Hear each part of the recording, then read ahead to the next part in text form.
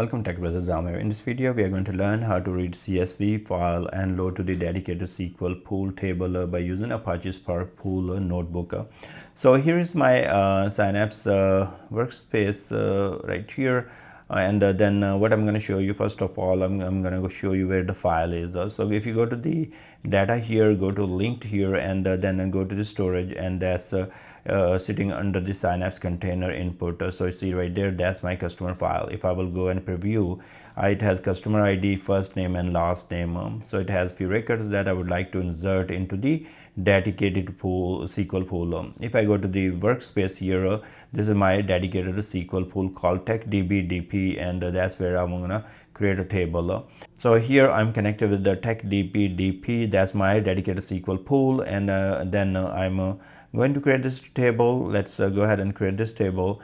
And okay, table already exists, so let's just check the data if there is any data. We don't have any data in this table, so we can refresh here the tables, and we should see this Spark customers tables under it right there. Okay, so we have the table in the dedicated SQL pool database here, and we would like to load our CSV file that is sitting in the storage here, and we would like to put in the table. Now let's go to the notebook here, and here in the first step, what I'm doing, I'm using a JDBC driver here. So I'm building some parameters such as, okay, what is the name of my Synapse workspace? So that's the name of it, and then you will say .sql.azuresynapse.net. So that's will become your JDBC host. So here you will be putting your workspace name. Then we will be providing the port, that's the 1433. Then the JDBC database, that's the TechDB as you can see right here. Then my account, so if you go right here in the portal.azure.com and go to the Synapse workspace, click right there, it gives you all that information. What is your dedicated SQL pool endpoint, serverless endpoints, and also the SQL account you are using.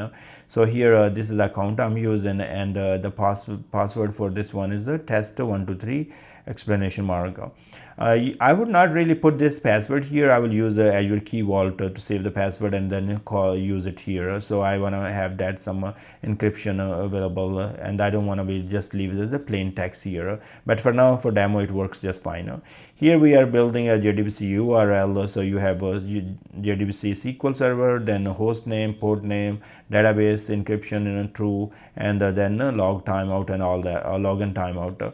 So this information you just have to copy paste. I will put in the description for you. Here you are given some properties to the connection properties. So these are all variables, and the user is equal to we are saying JDBC username, and that's coming from here, this variable. Then password is coming from here, and then we have driver equal to our this hard code value right here, com.microsoft.sql server.jdbc and SQL server driver. So you just have to copy paste, and this is the only information you will be changing. Rest of that will stay as is. Now the second step is when we need to read the file. So we say CSV path, that's our path we have defined here. This is a variable, and then we say abfss, and this part stay as is. Then you are going to say the container name, and you know that the container name is if you go to linked here, this is the container name. If you go back here and go to the my portal.azure.com, here is my storage anyways, and in this storage this is the container we are using, and then this container has the folders and everything. So this is the same storage that is connected with my Azure Synapse workspace at the time of configuring this or creating this. I used it. So this is my storage, you can see right there. So that's the storage, and this storage what we use here. Okay, now this part will stay as is, and then you will provide the folder, that's input folder, and this is the file name. So once the path is defined, you are all good here. You have other ways to get this path as well. You can always right click here and go to the properties, and then there are a path available. So you can see right there abfss path. You can always copy from here as well if you want to.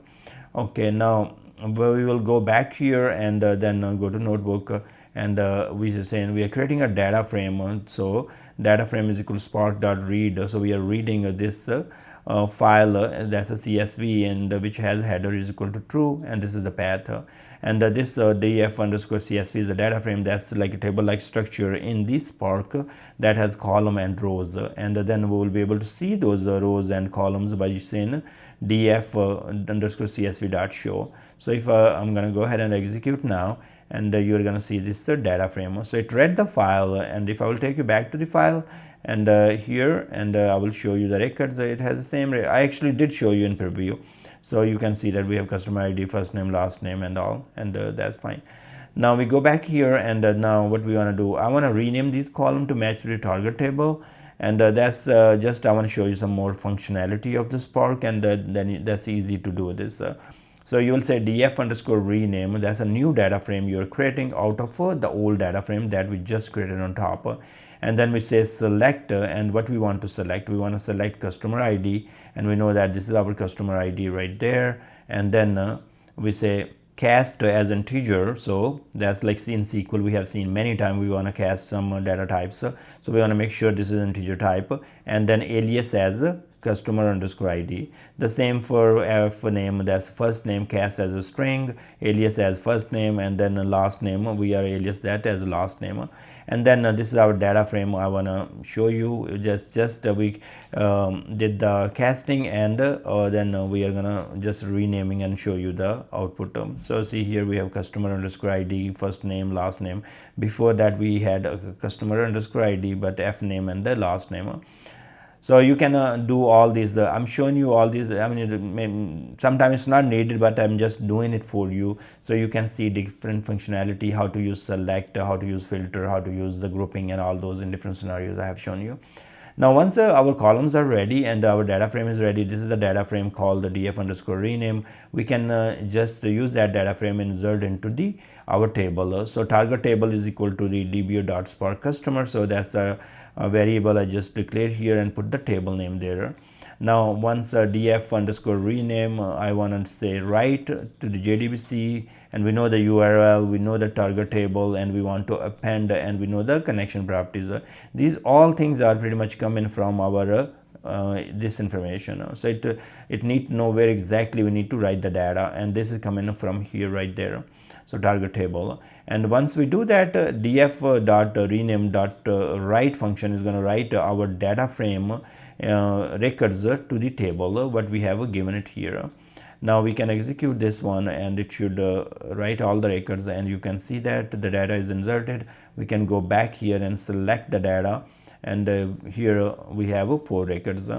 Now that's the records we had in the CSV file.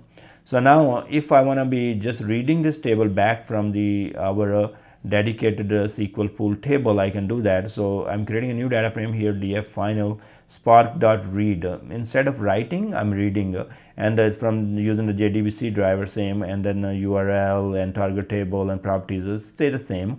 And then once this data frame is filled with all the information or rows from the table, then I can print this out by using a show function here. So let me execute now, and you can see that we have read the records from the our dedicated SQL pool database table, and then we are showing by using the displaying the data frame results or the records by using show function.